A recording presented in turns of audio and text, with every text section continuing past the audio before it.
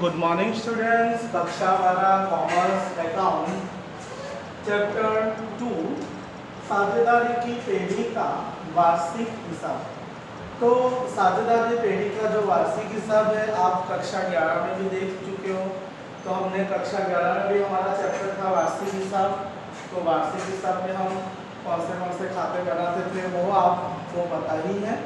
तो हम अब यहाँ पे थोड़ा विस्तार से देखेंगे। इसमें 2 पॉइंट ज़्यादा बन गया है, लेकिन जो इसकी एंट्री होती है, जो खाता होता है, वह दोनों एक समान ही होता है। तो अगर आपको कक्षा 11 में कम पता चला है तब वापस आप 12 में यही वार्षिक हिसाब जो हमारे बोर्ड के एग्ज़ाम में बहुत महत्व का सम इसमें पूछा जाता है। कम से कम 12 मार्क्स के भीतर पूछते हैं इसके सवाल।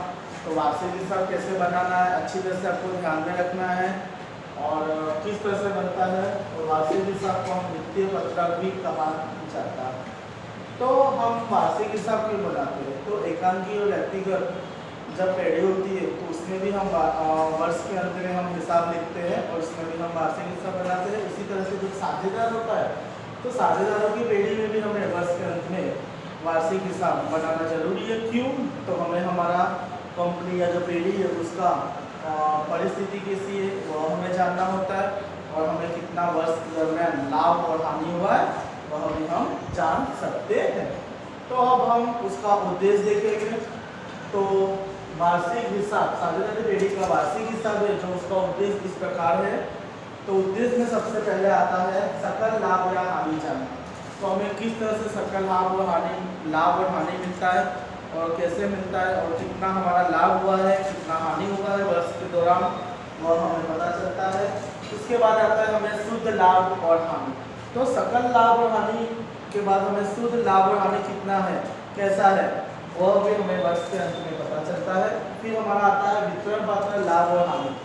तो साझेदारी पेढ़ी में वितरण पात्र लाभ और हानि कितना है किस प्रकार है कैसा है लाभ ज़्यादा है या हानि वह भी हमें जानने के लिए वार्षिक हिसाब बनाना पड़ता है। अब पेढ़ी की आर्थिक परिस्थिति जानी। हमारी पेढ़ी की आर्थिक परिस्थिति अच्छी है या खराब वह हमें कैसे पता चलेगा? तो वर्ष के अंत में जब हम वार्षिक हिसाब बनाएंगे वित्तीय पत्रक बनाएंगे तब। तो हमें हमारी पेढ़ी की आर्थिक स्थिति परिस्थिति जानने के लिए भी वार्षिक हिसाब बनाना है, यह उसका उद्देश्य है। अब कर के उद्देश्य के लिए तो हमें यह सब पता चलने के बाद कितना प्रतिशत कर बनना है कितना प्रतिशत कर हमारे पेढ़ी को लागू होगा तो इसकी जानकारी भी हमें वार्षिक हिसाब बनाने से प्राप्त होता है।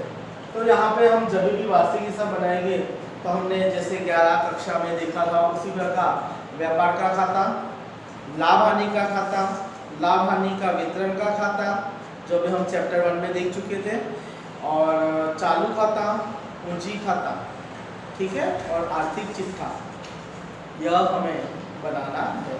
तो इसके नियम, उधार साइड, जमा साइड, दायित्व, जिम्मेदारी कौन सी है कैसी है कौन से खाते से हमें क्या प्राप्त होता है तो ये सब अब हम आगे समझेंगे। उसके बाद सबसे पहले हम व्यापार खाता देखेंगे, व्यापार खाता की एंट्री देखेंगे, फिर लाभ हानि का खाता, लाभ हानि वितरण का खाता, पूंजी का खाता, चालू खाता, आर्थिक चिट्ठा। तो ये सबके उधार और जमा पक्ष में क्या होता है वो हम देखेंगे।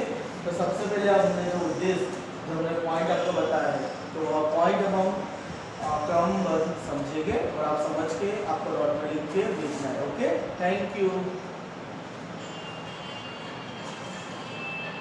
तो स्टूडेंट्स हमने देखा कि साझेदारी के वार्षिक हिसाब तैयार करने के उद्देश्य जो कल हमने आपको कहा था और हमने इसके पॉइंट्स भी आपको लिखा है।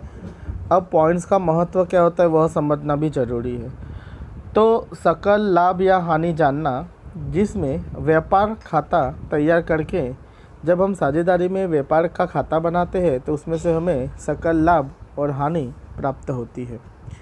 शुद्ध लाभ और हानि, तो साझेदारी पेढ़ी का लाभ हानि का खाता तैयार करके हमें शुद्ध लाभ या हानि प्राप्त होता है जिससे हम नफ़ाकर्ता का ख्याल ला सकते हैं। वितरण पात्र लाभ या हानि जानना, तो साझेदारी पेढ़ी के साथ निजी हिसाबी व्यवहार का प्रावधान का लाभ हानि वितरण खाते द्वारा हम जान सकते हैं। पेढ़ी की आर्थिक परिस्थिति जानना। साझेदारी पेढ़ी की आर्थिक स्थिति जानने के लिए पक्की तल पर तैयार किया जाता है और उसके द्वारा हमें संपत्ति लेना, दायित्व व पूंजी परिस्थिति का ख्याल भी आता है। कर उद्देश्य के लिए साझेदारी पेढ़ी का कर योग्य आवक के लिए वार्षिक हिसाब तैयार किया जाता है।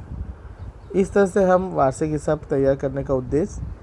अब वार्षिक हिसाब में हिसाबी वर्ष के अंत में सकल लाभ लिखी खातों की बाकिया तथा समायोजन को ध्यान में लेकर निम्न अनुसार वार्षिक हिसाब के पत्रक तैयार किए जाते हैं, जिसमें सबसे पहला आता है व्यापार खाता, जिसको हम ट्रेडिंग खाता यानी कि ट्रेडिंग अकाउंट भी कहते हैं। तो अब हम व्यापार खाता देखते हैं।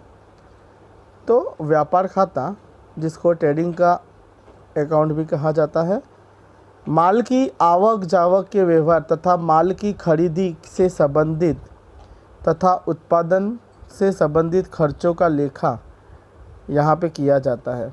इसके आधार पे सकल लाभ या हानि हमें ज्ञात होती है। व्यापार खाता में उधार पक्ष में प्रारंभिक स्टॉक, खरीद घटाव, खरीद वापसी, अन्य रिश्ते, माल की जावक, आहरण से गया माल, आग से जल गया माल, नमूने के रूप में बांटा हुआ माल, धर्मदा में दिया हुआ माल आदि लेखा किया जाता है। खरीदी के खर्च, मजदूरी, आवक माल, गाड़ी भाड़ा, चुंगी, रेल भाड़ा, उत्पादन के खर्च, कारखाना के खर्च, भाड़ा, कर, बिजली, ईंधन, कोयला, गैस, रॉयल्टी, प्लांट यंत्र की किसाई आदि दर्शाया जाता है।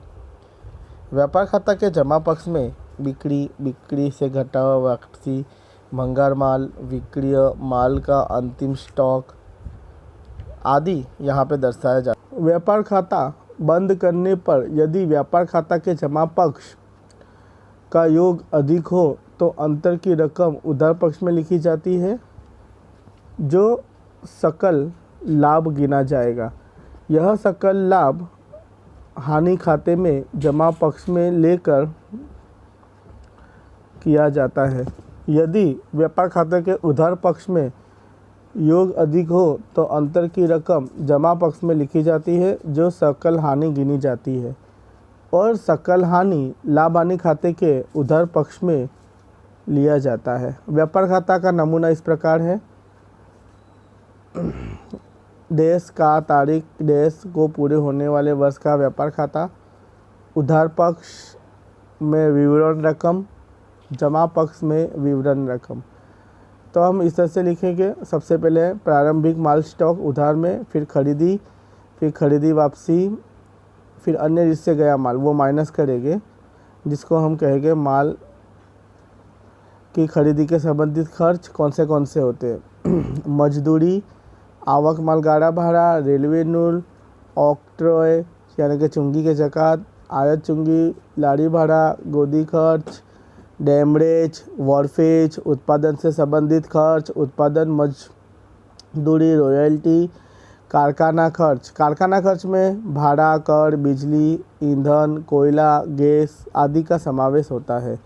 प्रयुक्त माल सामग्री, जिसमें ऑयल, ग्रीस, कारखाना का मकान की घसाई, प्लांट यंत्र की घिसाई, लाभ हानि का खाता और सकल लाभ, जो हमें इस तरह से यहाँ पे लिखना है। अब जमा पक्ष में बिक्री में से बिक्री वापसी माइनस करके बाहर लिखना है। भंगार माल का विक्रय, अंतिम माल स्टॉक, जो लाभ हानि खाते में से हानि हो तो सकल हानि यहाँ पे लिखनी है। तो इस तरह से अगर आपको आपका व्यापार खाता का नमूना होमवर्क में भी लिखना है और अच्छी तरह से देख के स्क्रीनशॉट फ़ोटो खींच के आप लिख सकते हो, ठीक है।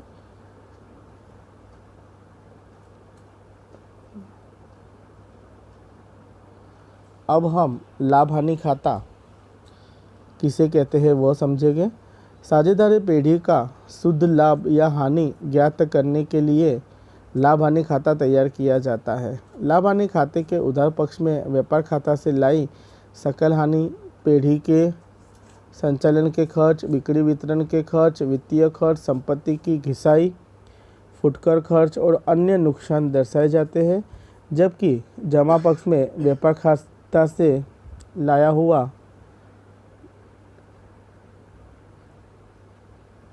सकल लाभ, धंधा की उपज, प्राप्त ब्याज, प्राप्त भाड़ा, प्राप्त कमीशन, लाभांश, दलाली, डूबत ऋण वापसी, संपत्ति की बिक्री से लाभ, अन्य प्रकार की उपज दर्शाई जाती है। लाभ हानि खाता बंद करने पर लाभ हानि खाते के जमा पक्ष का योग अधिक हो तो अंतर की रकम उधार पक्ष में लिखी जाती है, जो शुद्ध लाभ गिना जाता है। यह शुद्ध लाभ या हानि वितरण खाते में जमा पक्ष के ले जाते हैं। लाभ हानि खाता के उधार पक्ष का योग जो अधिक हो तो उसका अंतर जमा पक्ष में लिखी जाती है, जो शुद्ध हानि गिनी जाती है। यह शुद्ध हानि लाभ हानि वितरण के खाते के उधार पक्ष में की जाती है। तो हमने लाभ हानि खाता देखा। अब लाभ हानि खाते के अंदर किसका किसका समावेश होता है, उसका खाता कैसे बनता है, वो हम नेक्स्ट क्लास में देखेंगे। जब तक आपको लाभ हानि खाता और व्यापार खाता दोनों लिख के और व्यापार खाता का नमूना दौड़ के और उद्देश्य लिखना है। Okay, thank you.